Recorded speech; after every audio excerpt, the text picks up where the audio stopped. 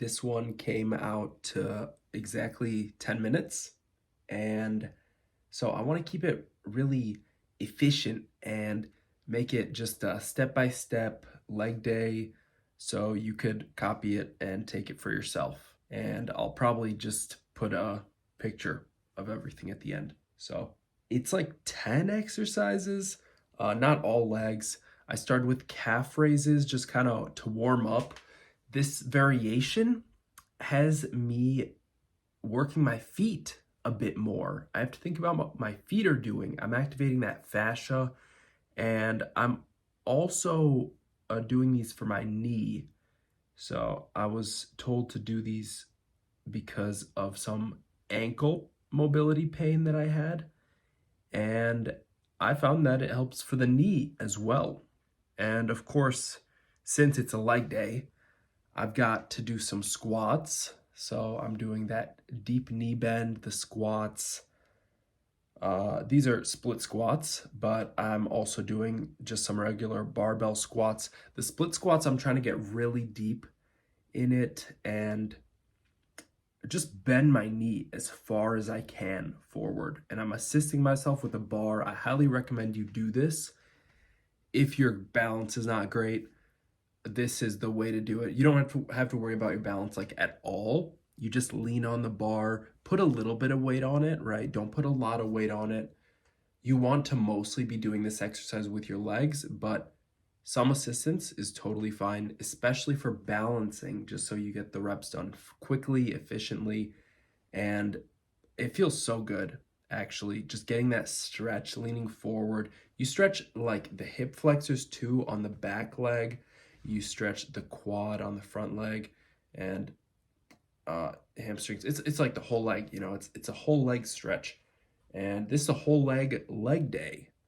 So there's a lot going on, right? We want deep range of motion. These Wednesdays are supposed to be for mobility, for recovery, for me, right? That's why I'm doing the deep knee bend. That's why heel elevated squats, I've been doing those for every day lately, to be honest. It's every leg day has been heel elevated. It's cool. It's a cool variation. I feel very comfortable in this variation. So supposedly it targets the quads a bit more. I don't know if I feel that, but it's just a squat, right? It's just a squat. One really interesting thing about this whole fitness journey is that everything is actually so simple. Like there's no need to make things overly complicated. Just rinse and repeat.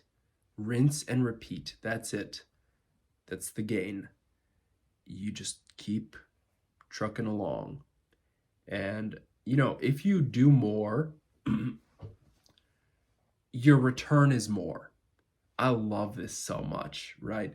It is written, to him who is given, even more shall be given, but to him who does not have, even that which he has shall be taken away, right? If you keep training, you just keep getting better. No matter what age. I see this with my dad at 73 years old, right? My dad's 73 years old. When he moves around, when he's really active, he still works construction, by the way. He gets like 35,000 steps a day when he's working, right? This is a busy man. 10 hours, 11 hours a day. At 70 years old, unstoppable, man. And my dad, he just keeps going. And when he stops, it's really not good for him. He really suffers emotionally, physically. He's unwell. He doesn't feel good. And he just has to get out. There's that internal impulse. Eventually, it just drives you outside. You got to do something, And it's when we ignore that we really get down in the dumps and life can really feel like it sucks. But then,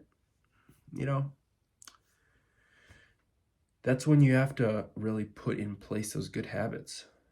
That's when you have to have them. At least start them. Going to the gym. I don't like the seated deadlift. I showed up and I did it because I know it's going to make my hips so super strong, dude. I'm feeling like flexible in the hips. I feel so good. I know very soon I'm going to unlock the splits. I just feel it. I just feel it. I've been practicing. It's going to happen this year. And that's like, doesn't sound bold at all.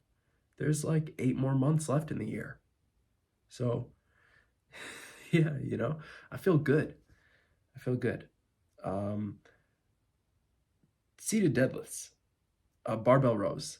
Barbell rows, not a leg exercise, but hip thrusts, yes, a leg exercise. And I'm getting stronger in these.